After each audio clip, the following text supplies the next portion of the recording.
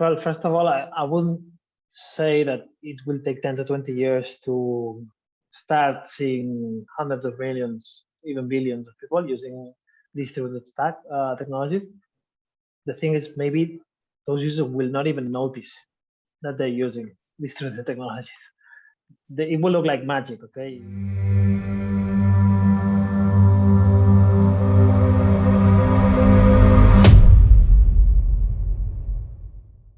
Hi, everybody. Welcome to the Crypto Weekly podcast, your #1 source for all crypto industry intelligence. I'm here with Joan Arús, the Chief Operating Officer of Aragon. Welcome to the show. Hey, nice to meet you. Looking forward to speak with you. Yeah, nice to meet you as well. So, I mean, for the viewers that might not be as familiar with the space, why don't you maybe just introduce yourself and a little bit about what Aragon does?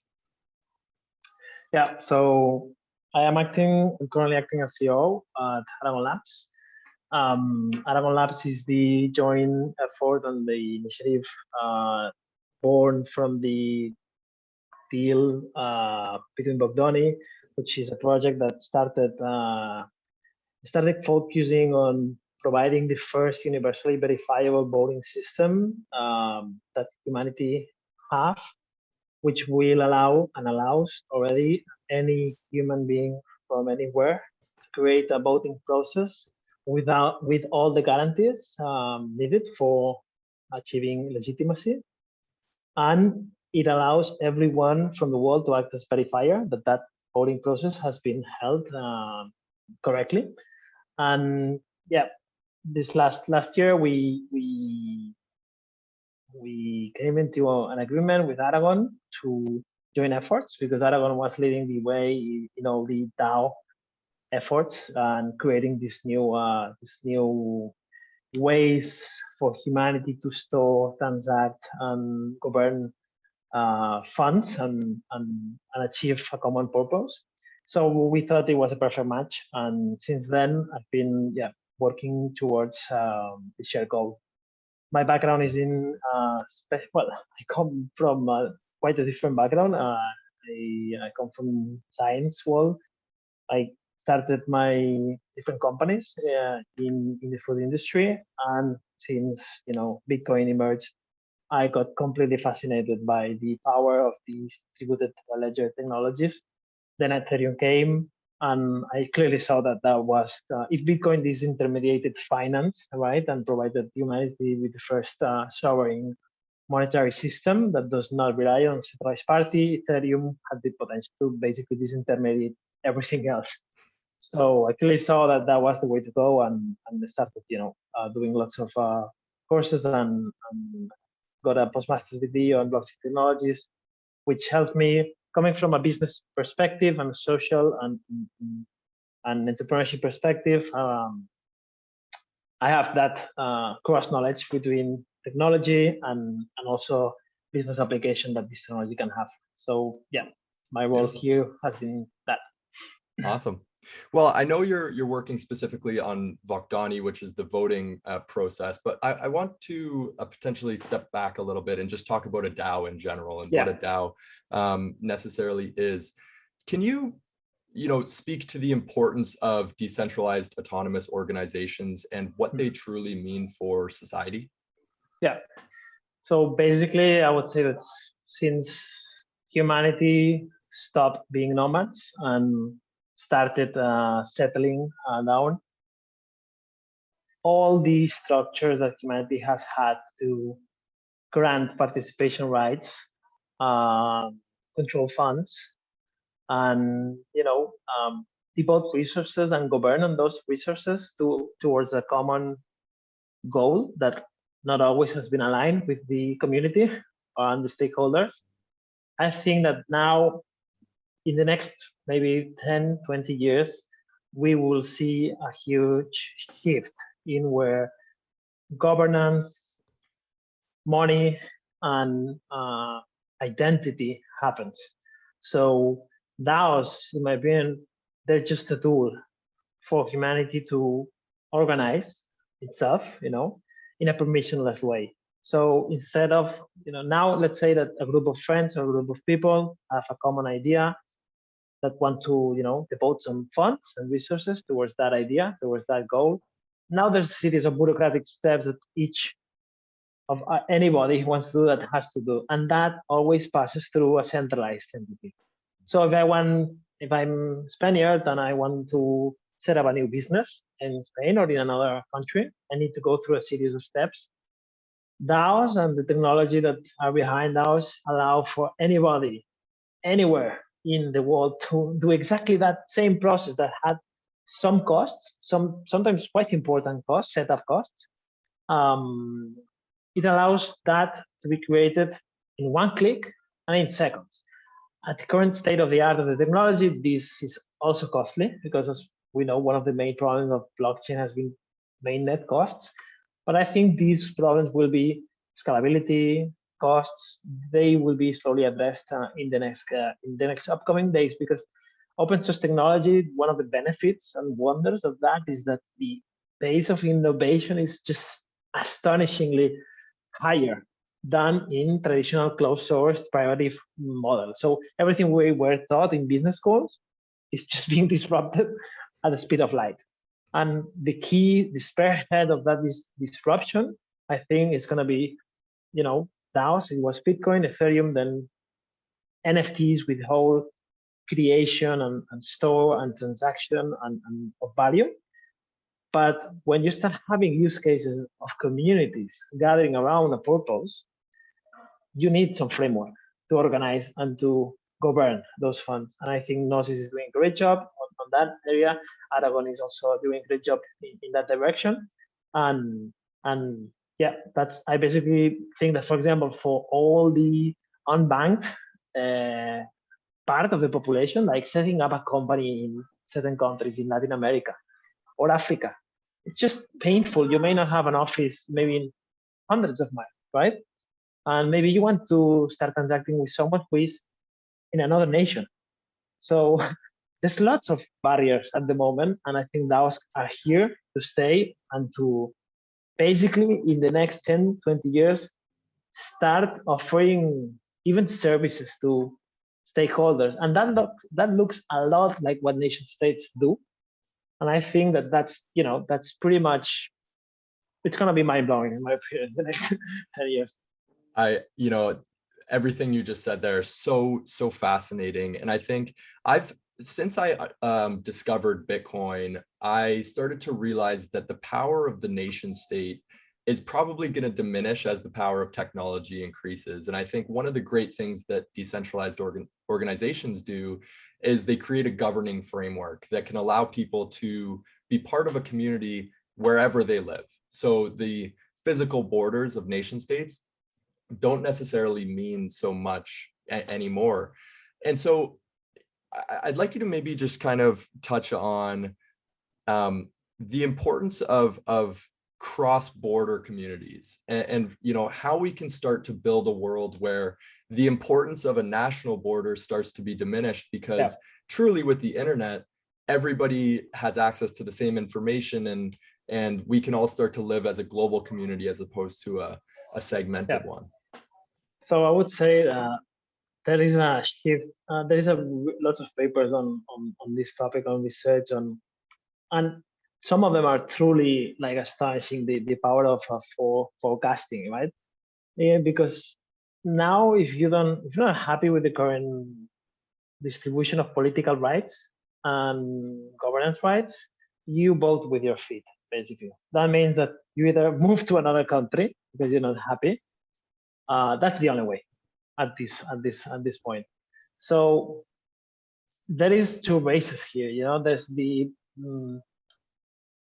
ways that certain technologists and people who are in the industry to create privacy-centric technologies, okay, and sovereign tech, basically, and the other ways to create the technologies to control those technologies. And I think it's a very interesting ways. I think the internet started very well, but slowly has been shifting towards somehow dystopian, controlling, and hyper, open data.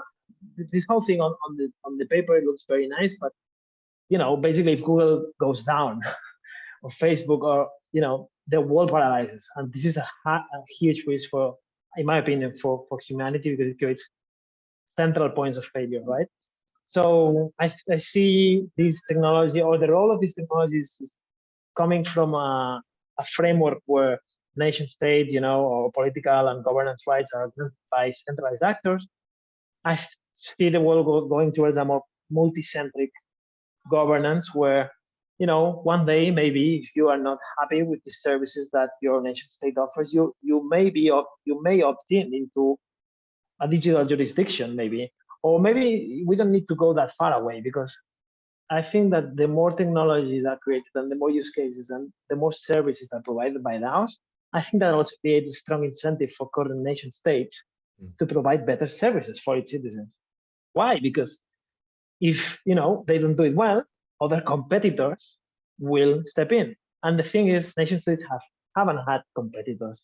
Like, this is for the last 500 years, this has been the only way for humanity to organize. So I think we're seeing this historical trend change, and we are aiming towards a more polycentric world where there's alternatives, for people and community to organize towards a common shared purpose, whatever that is. That may be investing, that may be social care, it may be fund allocation, or setting up a business. Yeah, absolutely. And I think, that point you brought up, that nation states have never really had competition in the past, has bred that level of power that we now see. And I think, to use an analogy, I think power is never given away freely. It can only be taken. And so, and the kind of backlash I hear from people that aren't necessarily as close to the crypto space is that, all these things are just going to be regulated away. These governments will never allow them to take hold and to flourish. And so maybe you can touch a little bit on the power of decentralized organizations, how they almost open up a can of worms for regulation, and how they become entities almost unto themselves, where it's very difficult for a nation state or one single actor to shut something like that down. Well, I think that first of all, the movement will start from local to higher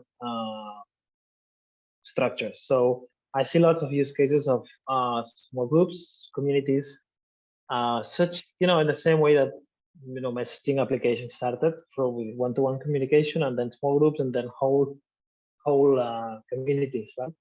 So I think that the same way we're seeing Bitcoin adoption, as long as there are certain jurisdictions that want to,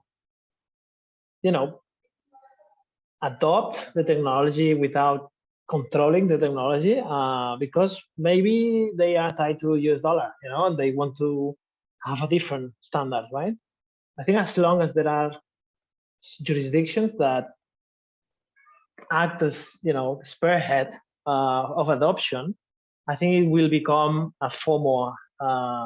It will become a FOMO approach where, the remaining governments or nation states or supranational organizations, those who do not adapt, regulate without breaking the privacy-centric approach. And there are solutions for that. The technology is evolving very fast. For example, ZK snarks provide a way for individuals to prove to a third party that they belong, or they don't belong to a list. So you could provide KYC onboarding experiences that also respect the privacy of the user. This is also very important when we deal with sensitive communities, like, for example, people who are prosecuted. Privacy tools and privacy-centric technologies by design are a must. So I think that there will be a dance between regulation, adoption, and I don't know what's the word in English, but assimilation in Spanish would be my best guess, where, certain states will try to dominate and assimilate. For example, central bank digital currencies are a clear domination initiative, right? Because okay, I don't see any further dystopian scenario where people start with digital central bank currency because that's just full visibility and zero privacy, right? So I think there will be a dance, right? Some jurisdictions will adopt, some will try to simulate, and others will fully embrace the technology because it provides its citizens with certain capabilities that maybe the disruption is so huge that they did not have the time to invest the resources in legacy structures. For example, in Africa, there's more people with cell phones than access to electricity or the roads, but they all have a smartphone, and that changes everything, in my opinion. Yeah. No, I you know what, I completely agree with that point. And I think going back to, well, fundamentally, decentralized technology is inherently more sustainable and more, if you want to call it, sturdier than centralized technology. And so when we talk about nation states and governments, it's almost a question of who flinches first. We have all these centralized central bank digital currencies being built, and all it takes is a few maybe Central American or South American countries to say, hey, we're not going to do it that way, we're going to go the decentralized route, and all of a sudden you have a domino that starts to have a cascading effect around the world, right? And also I think it's one of the good things about there's lots of bad things about capitalism, but one of the good things is that it always finds a way towards efficiency. And current legacy structures are not efficient. So if you compare JP Morgan, okay, or Bank of America, the amount of resources and structure and personnel and departments they need to provide a value proposition to its clients, it's simply orders of magnitude higher than the structure that Uniswap needs. Or the structure, so there's like maybe 10, 100%, right? 100 factor in difference. So you will start seeing smaller structures delivering the same value proposition. So for example, millennials or Gen Z, they will more easily create, and learn about how to create a MetaMask account or, download a social media identity wallet than opening a bank account. So I think it will also come by its own weight. It's so much more efficient to use these technologies that if UX concerns are addressed, so onboarding, the UX experience, if you are able to mimic a UX experience of a Web 2.0 app in a Web 3.0 app, it's just going to be a massive adoption for sure, millennials and Gen Z. And if those millennials and Gen Z start using these products, they will even teach their parents and their grandmothers, okay, like we taught our grandma to use WhatsApp. So we will teach our parents to, download this app. We can share, we can pool funds there, we can do an investment there together. So I see also efficiency driving adoption in the next coming years. I think that's an amazing point. I almost think about it like water taking the path of least resistance and decentralization just becoming so much more efficient. Let's stay on that topic for a second and talk about how the structure of businesses are going to change, because I think we've gone almost to the far side of the pendulum where we see the optimal size of businesses such as the FANG stocks, Google, Amazon, Apple, growing to these massive sizes. But now with these decentralized technologies, you maybe need 10 people in a small office space to run $1 billion company. So how is decentralized technology changing the way businesses is done? And maybe we can talk about a little, some of the applications that are being built on top of Aragon to give some cases to that point. Yep. Yeah. So I think this is tightly related to the use case. Okay, I think decentralized technologies for the sake of decentralizing. I think it's not going to work only because they're centralized. It's going to work because they allow people to do something they cannot do it that they cannot do in a centralized approach. So regarding the use cases, this from the Aragon stack, I think the most important ones are grouping people that do not necessarily know each other or trust each other to collaborate on a common purpose. So, for example, DAO is doing pooling funds to invest in different DeFi strategies. There's also NFT projects that use the client Aragon to decide what to do with the funds that they pull together. I think Gnosis is also working on that direction. So I say that core component there is how work relationships or collaboration relationships are bootstrapped without the need. So I can join this DAO, this DAO, permissionlessly. No one has to give me permission rights. I am free to join whatever project I feel like I share the common goals, right? So I think it's all about having first a use case, and there's lots of DeFi use case. I think we will start seeing lots of social use cases. And one really interesting project I really like, it's UBI, the Universal Basic Income, that is being led by a group of really talented people. And I think that, that is a really interesting social use case, right? For merging self-sovereign identity with a universal basic income. So when you start touching those pieces, I think we're gonna see huge growth in social and also business cases. I don't see it in the short term, business applications, because we still need to find the solution for how DAOs interact with off-chain world, right? So how can a DAO legally represent and sign contracts? I think that's also Aragon is what has Aragon agreements towards that goal. What happens when two DAOs have these agreements, right? So what happens with subjectivity? Not everything is on code, right?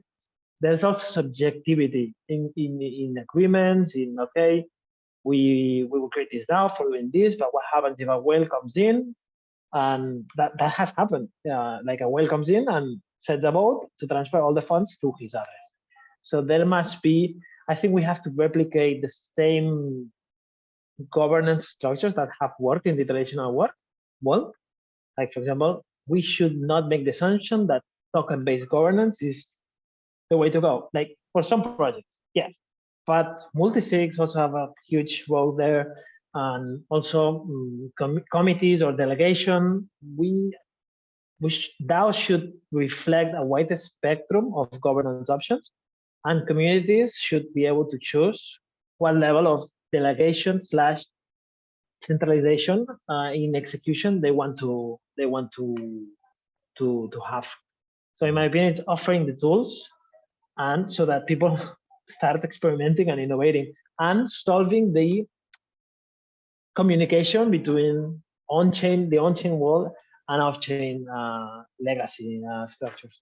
Yeah, that's amazing. And I think the key piece there is just building the tools for the community to make the decisions, because in the way that we have it today, we have a very small governing council making decisions for many people, whereas we need to make those solutions and those tools more accessible to everybody.